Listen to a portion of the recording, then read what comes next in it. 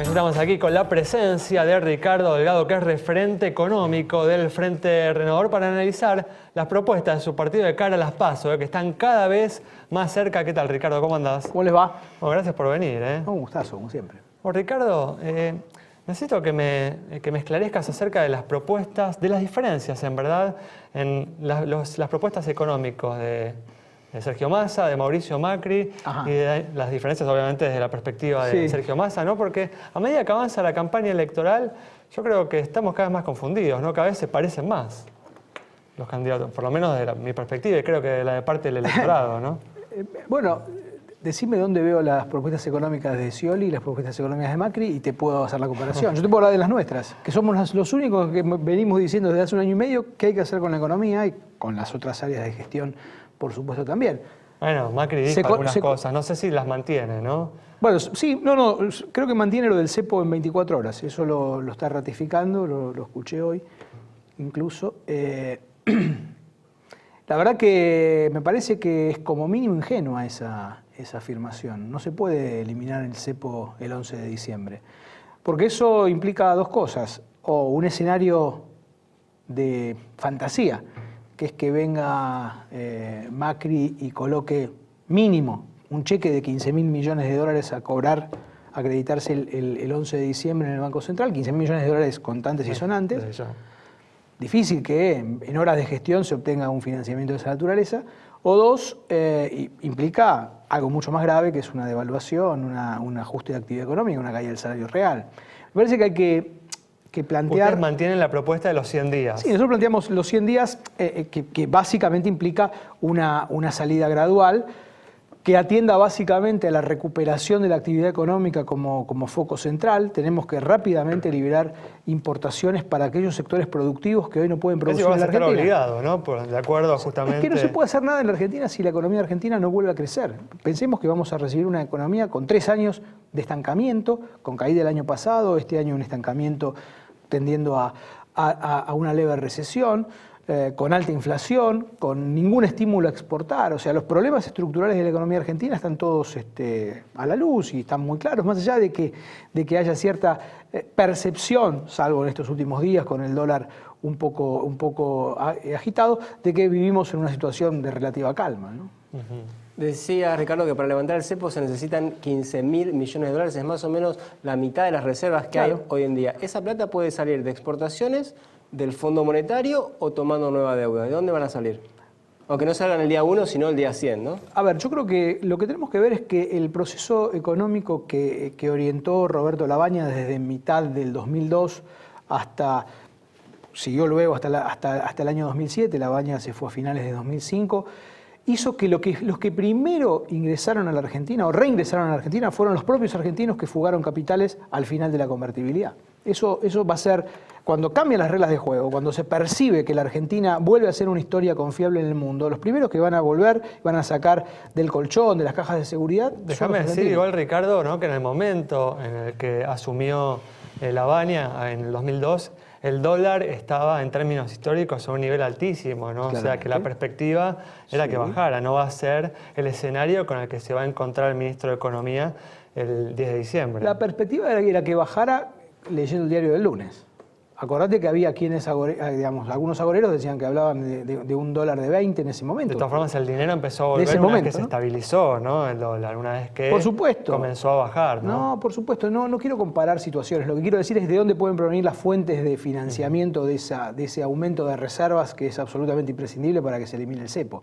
A ver, me parece que hay que tener muy en claro que la Argentina no tiene un problema de falta de financiamiento, de falta de dólares. Lo tiene hoy porque se están haciendo las cosas mal. Básicamente eso es lo que quiero dejar como mensaje. La Argentina, es cierto que no tenés el viento de cola que tuviste al principio del 2002, 2003, en donde los precios internacionales subieron, pero tenés una condición de mercado internacional muy favorable, si bien la tasa de interés puede estar algo más arriba. estamos tan afuera de eso que no nos va a impactar. Digo, yo creo que la Argentina tiene, y por supuesto tiene enormes oportunidades de inversión real en la Argentina. Digamos, hay sectores que necesitan inversión y que ofrecen retornos realmente interesantes para aquellos que confían. De todas formas, sé, digamos, que a todos los candidatos les cuesta hablar de este tema, pero escuchándote a vos, digo, es necesaria una devaluación. Yo creo que es necesaria una unificación del mercado de cambios. Me parece que lo que está pasando en estos días con el dólar... Una corrección del dólar oficial para arriba, tal vez en forma significativa. Digamos, hay que ver en qué nivel llega, a qué nivel se llega a la brecha. Digo, todavía es prematuro plantear. Yo creo que lo que hay que definir es el objetivo. El objetivo tiene que ser que vos no podés tener un dólar ahorro, un dólar tarjeta, un dólar para la soja. Múltiples dólares básicamente lo que generan son, digamos, desincentivos a invertir, que es el punto de fondo, ¿no? Hablabas de lo que pasó estos días cuando el dólar blue otra vez pasó los 15 pesos. Ricardo, ¿te parece que esto es algo momentáneo, transitorio o que se va a permanecer en estos niveles de acá hasta el final de las elecciones? Yo creo que hay, te diría, 2 o 3 factores que están explicando lo que pasa hoy en el mercado de cambios. Primero, hay una tendencia natural a dolarizarse porque estamos a 3 semanas de las primarias, estamos a 2 meses y medio de la primera vuelta y siempre en procesos de cambio de gobierno, pasó en el 2011 también, hay un proceso de dolarización en marcha, ¿no? Por supuesto, en el 2011, como no existía el cepo, el Banco Central perdía reservas, cosa que hoy no sucede. Pero hoy ese impacto de mayor demanda se ve en un mercado muy pequeño, informal, pero que forma expectativas, que es el mercado, que es el blue, digamos, ¿no? El mercado marginal. Ahora, ese es el primer elemento. El segundo elemento que diría, hay muchos pesos en circulación. O sea, cuando vos mirás el déficit fiscal en lo que va del año y lo comparás con los 5 o 6 primeros meses del año anterior, que son los datos que se conocen, el déficit real se cuadruplicó. Ergo, hay más pesos en Hablamos circulación. justamente el miércoles pasado del enorme déficit fiscal que hay. El déficit fiscal es un problema, evidentemente. ¿Por qué? Porque le quita margen de maniobra al Banco Central, que tiene que ser básicamente un apéndice que financia al Tesoro, digamos, con un gasto que está muy por encima de la recaudación. Digo, esto no implica tampoco decir, señores, tenemos que bajar el gasto público. No, tenemos que encontrar la manera de que la Argentina vuelva a crecer y que el gasto y la recaudación vayan de la mano. Eso es lo que hay que empezar a pensar desde esa lógica. Y en tercer lugar, no menor, las exportaciones en la Argentina siguen cayendo. Sí.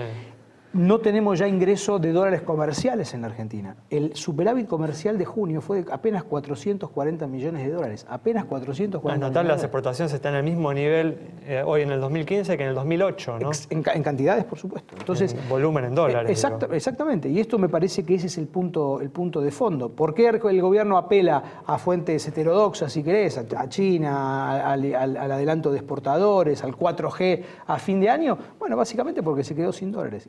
Y estamos viendo eso, básicamente.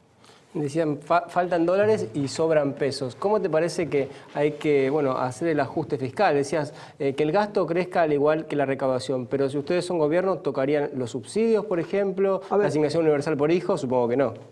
No, por supuesto. No, bueno, también te agrego algo, ¿no? Sí. Porque el otro día Sergio Massa habló de darle el 82% móvil a los jubilados, ¿no? Sí, eso se puede hacer. Sí, claro que se puede hacer. Vos tenés el Fondo de Garantía de Sustentabilidad, son 500.000 millones de pesos. Digo, hay que ver cómo se usa ese fondo, ¿no? Me parece que hay que empezar a discutir en serio cómo se utilizan de manera más transparente y eficiente los fondos públicos, que son muchos en la Argentina. Estamos hablando de un gasto público de 1.2 billones de pesos.